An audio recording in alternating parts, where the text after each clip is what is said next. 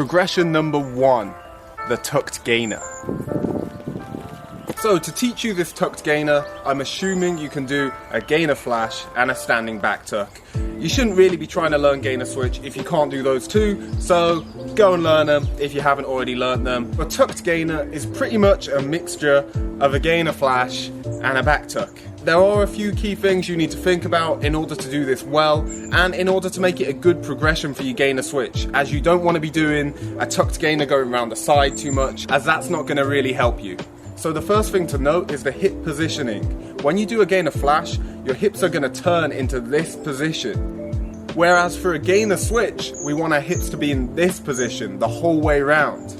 Now this can be quite awkward, as naturally your swing leg is going to want to turn you into that position that you have for your gainer flash. So you're going to have to fight against that. If your setup is a really over-the-top Gumby or touchdown raise, then yeah, it might be quite easy for you to swing your leg up and go straight over the top without turning your hips. But if you're coming out of a hop step, a J step, a B twist, anything where you turn into that setup, your body's going to keep wanting to turn, which is going to make your hips face the wrong way. So how do we fight against that?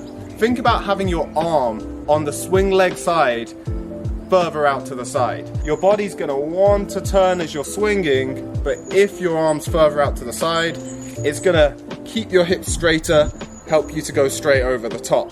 So that's the first key thing to think about when you're changing your gainer flash into a tucked gainer. Now the second thing to think about is pushing your hips forwards as you swing. That's going to help you lift out of your setup. Now the big change between a gainer flash and a tucked gainer is what you do with your head and chest in the takeoff. In a gainer flash, as we swing, your head and chest is going to come back just like this, causing your back to arch and you to see your landing straight away.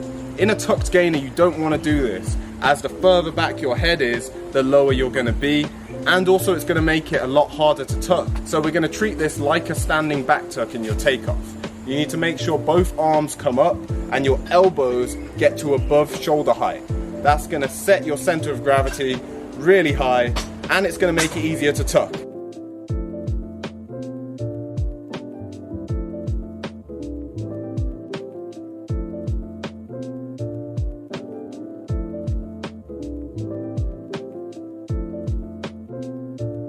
This one can be practiced really easily on a trampoline, so if you have a trampoline, do it on that.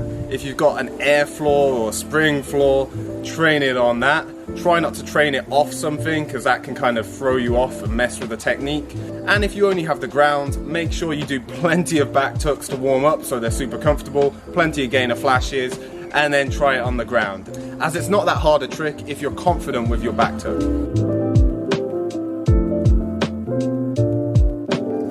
Oh, and a couple key things to note. Make sure your core is engaged as you're swinging those arms up. Keep everything nice and tight. And try to spot something straight in front of you to make sure you don't lean back too much.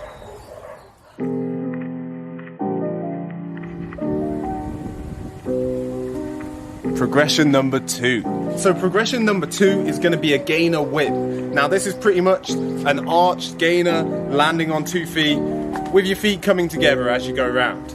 So the first step towards it is a gainer tuck, but we're not going to tuck that much. You're going to try to go around in a tucked position. It's called a pucked position in gymnastics, where you tuck, but you don't actually grab your knees.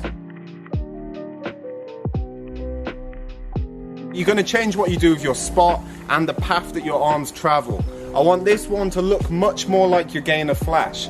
So instead of your arms coming straight up over your head, they're going to come up and pull in towards your chest as your hips pull forwards to help create an arch in your back. Try to take off, spotting the ground over your head. What that's going to do is allow your back to arch much more in your takeoff, so you can really start using your core to get you round instead of going into a little ball to get you round. This is going to start to give you the sensation of a gainer switch. Just like with your gainer tuck, allow the arm on the swing side of your body to come out as you're leaving the ground to help balance you out and stop your hips from twisting. Once you're comfortable doing this in a kind of neutral, half-tucked position, try to do it in a fully laid out, straight position. You should be familiar with this feeling from doing a whip slash layout backflip. If you're not, make sure you practice some from a round off, from standing if you can, on a trampoline, anywhere really, the feeling is going to be very similar. By spotting the ground over your head sooner, you're going to cut your height a little bit in this move, but you are going to increase the speed in which you rotate. Push your hips forwards, allow your head to go back in that takeoff, so there's a nice big arch. And then after you leave the ground, you're focused on engaging your core really hard and pulling your legs down towards the floor.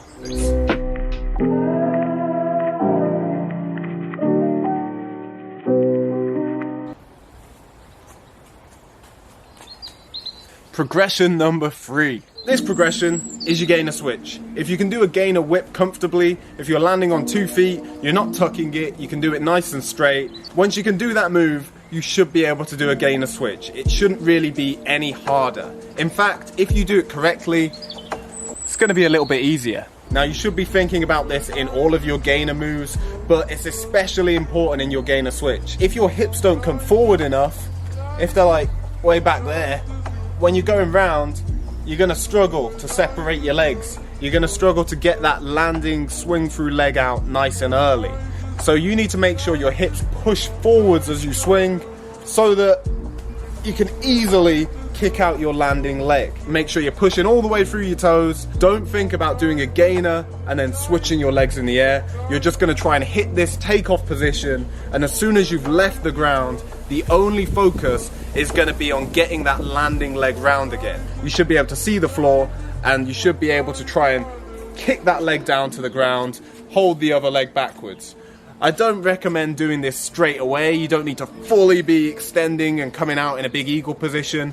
First things first, just try and land on the plant leg first. You don't need to land on just the 1 foot, but try to land, if you take off your left leg first, and then let the right leg down. This will just help you build some comfort. It will keep your ankles and knees safe as you're not forcing anything too crazy.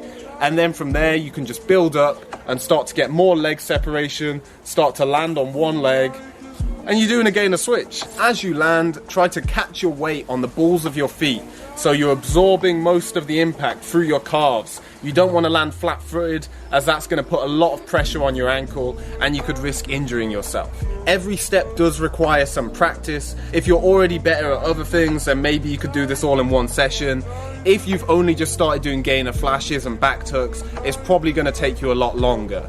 If you are in that boat, if you're pretty new to flips in general, try to do each of these progressions 50 times. So, I hope this has helped you to get your gainer switch. Even if you're not ready to start swinging these yet, I recommend watching the rest of the video, as you've got a lot to learn. We're gonna dive deep.